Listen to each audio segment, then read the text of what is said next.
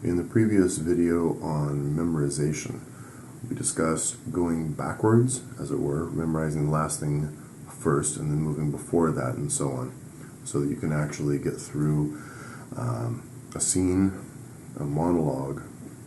You can get through whole plays this way and memorize absolutely everything you need. However, there's obviously going to be a little more than that necessary to make sure that it gets stuck in your head properly. How do you get the things to stick in the first place? How do you remember what the sections are and where they go of the discussion or the monologue or whatever? So that's what we'll cover today. The going backwards thing actually takes care of a lot of the problem, but it's important to know what the flow of the piece is, whether it's a scene or monologue or something, whatever it happens to be. Any sequential thing that you need to memorize, it will have a flow. Now, conversation, which is what plays are pretty much about, they have to do with conversational flow. You explore the facts of one sort of little subset of the topic, and it moves on to the next one, and that's part of why knowing your cues, which is the line before your own, why that is so important to do. You need to know them because they are cues. They will tell you what the next thing is that you're doing, and any playwright worth the title is going to make use of this to cause a conversational flow to happen. It will keep the audience engaged, and it will make things a lot easier for the actors. There are some exceptions, but I'll talk about them in just a couple minutes here. For the most part, the topics are going to help you. A given scene will have conversational topics within it, and each topic will, sort of major topic of conversation will have smaller sections where a given fact or point of view or whatever is explored before it moves on to the next one. And each one sort of turns on a given line that leads you to the next one. It cues you into it. All right, let's have a look. I have some Shakespearean monologues here. The famous introductory monologue to Richard III. Toward the end of it, I've noticed there's a really easy thing here. Remember we discussed iambic pentameter before, which is to say an iamb, which is a unstressed followed by stress, bum bum. Pentameter, bum bum bum bum bum bum bum bum bum bum. It's generally the case. Sometimes you'll stray from that because something, quite honestly, it gets weird otherwise, and it isn't necessary all the time to have. But generally speaking, it's pretty well set up like this, and that will help us not only know how to pronounce things in the Shakespearean way, but also how to remember it in such a way. One of the lines near the very end of the monologue says, "And if King Edward be as true and just as I am subtle, false, and treacherous." Okay, we'll just take those two little lines there. "And if King Edward be as true and just as I am subtle, false, and treacherous." And there it is, iambic pentameter. It's simple as it gets right there. As I am subtle, false, and treacherous. And once you have it, then that will help you keep the words in order, because the words will, especially if you consider the accent and time period of the place, basically whoever wrote the thing, it will become more clear exactly what order the words are in, because if you rearrange them, now that works technically, but it doesn't actually have the iambic pentameter, and so you will be able to keep it right just by keeping to that. Let's have another look at something. But it really is handy for speaking archaic lines. Okay, there's other patterns. Oh yes, in As You Like It, the famous "All the World's a Stage" monologue involves, well, to tell you the beginning of the thing, all the world's a stage, and all the men and women merely players. They have their exits and their entrances, and one man in his time plays many parts, his acts being 7 ages. And then he lists the 7 ages.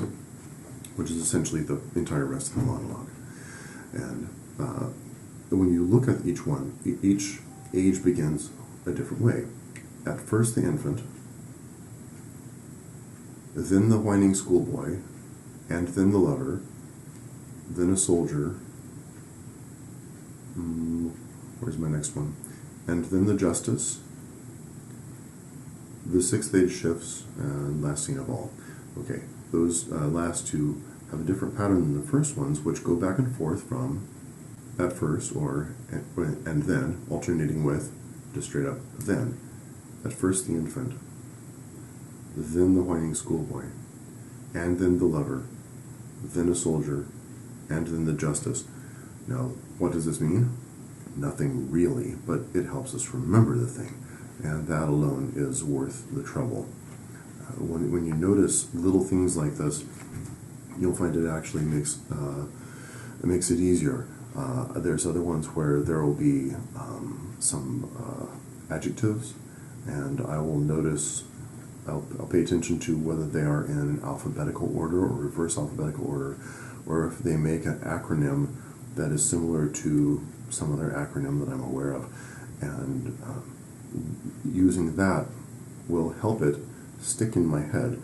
Now, mnemonics like that are very useful for this and actually for almost any sort of memorization, because when you use it, it will help you remember the thing, and when you no longer need it, it kind of just falls away, and you don't need it again. Now, if you need to replenish your memory with the thing, refresh it, you can sort of put the crutch back in and make use of it, and it will work even more easily the second time. I am told that it takes 1/5 the energy to relearn something than it took to learn it the first time.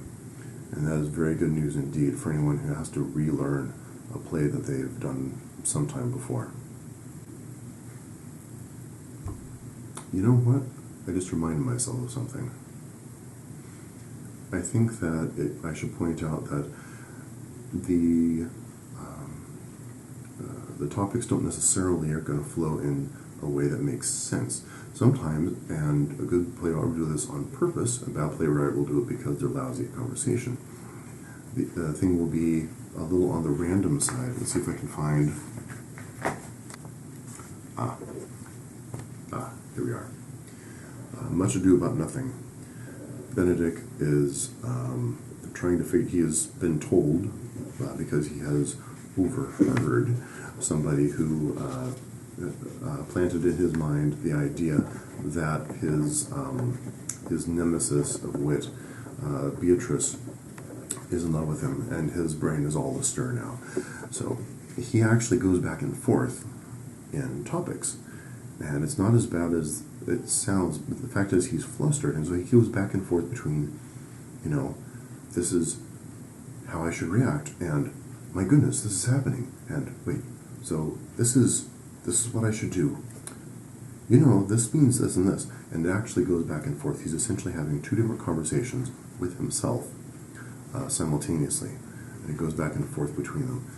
It sounds mixed up and hard to follow, but it's really not. It's actually a lot of fun once you get the hang of it. That's sort of an example of a way to have something which is fully coherent but looks incoherent at the same time. It's very important that you know what your overarching themes are, your overarching topics of conversation, and then the subtopics within them, even if they are not in order, even if they do this thing, they switch back and forth. I think that ought to do this for now. There are some other tricks. There's some very important tricks for memorizing things, sometimes in very unusual ways, but these are the things that cause me to be able to do memorize lines for plays and such much, much easier.